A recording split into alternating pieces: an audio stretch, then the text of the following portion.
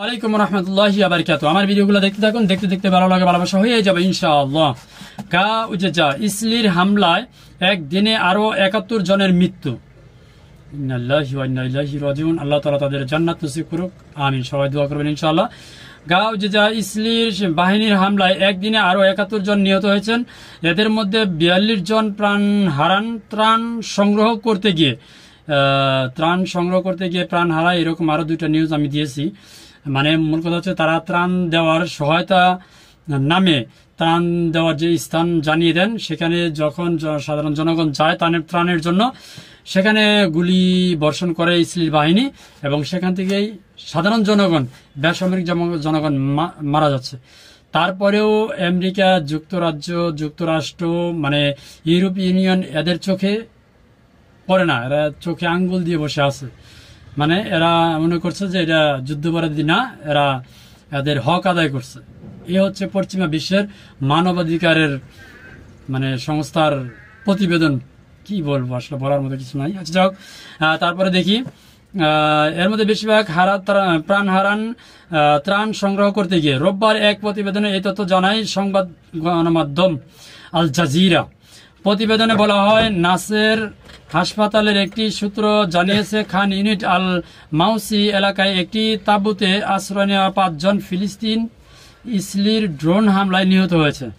যদিও ইসলির সরকার আল মাওয়াসিকে নিরাপদ অঞ্চল হিসেবে ঘোষণা করেছেন, লাখ লাখ ফিলিস্তিনিকে সেখানে স্থানান্তরিত করতে বাধ্য করেছে। তবে ইসরায়েলি সেনাবাহিনী নিয়মিতভাবে দুর্বল এবং জনাকীর্ণ তাঁবুতে আশ্রয় নেওয়া বস্তুচ্যুত মানুষের উপর মারাত্মকভাবে আক্রমণ চালায়।